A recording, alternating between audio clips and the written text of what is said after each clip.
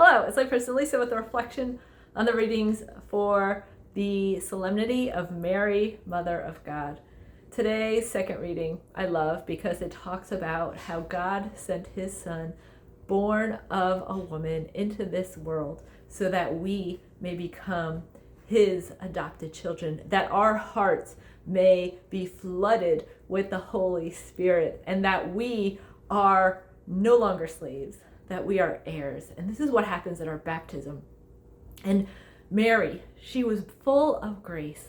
And in the gospel, we hear how she reflected on all of the things that she experienced as the mother of God in her heart. And her heart was just inflamed with the Holy Spirit.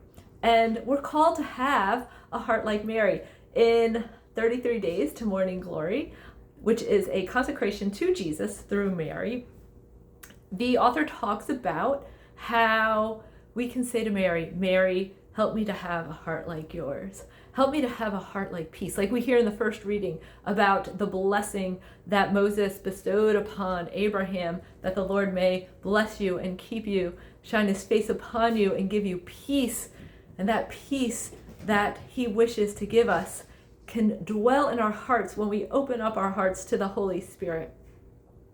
This is a new year, and we are starting a 6-week class on patience, which is something that I really need to grow in. And this morning, when we ask God to help us grow in something like patience or humility or whatever virtue we feel that we need to be strengthened in, when we ask him to help us to grow in that, he does.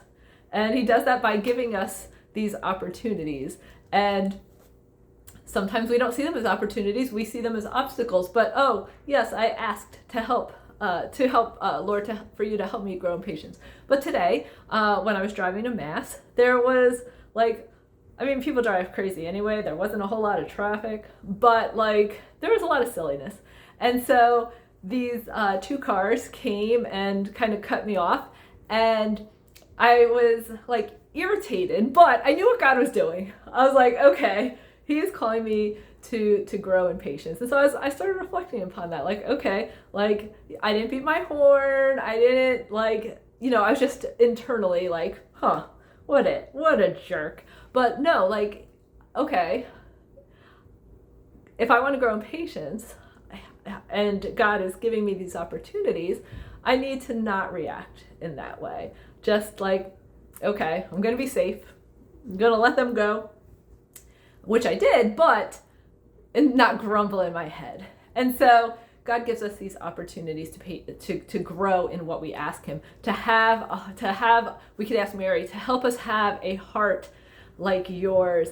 We can ask her for her intercession in helping us grow in the virtues, as she was just full of grace and full of virtue. And so as I'm driving along, reflecting on okay, Lord, I see what you're doing. That was the opportunity for patience. And yes, I could have done better and not have the grumbling on in my head.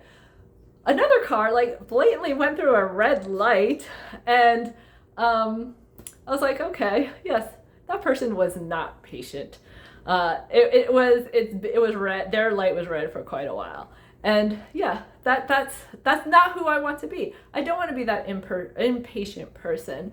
I want to be that person full of God's peace, that no matter what kind of situations or trials are thrown my way, that I keep my eyes focused on him. And this is done through a dedicated prayer life.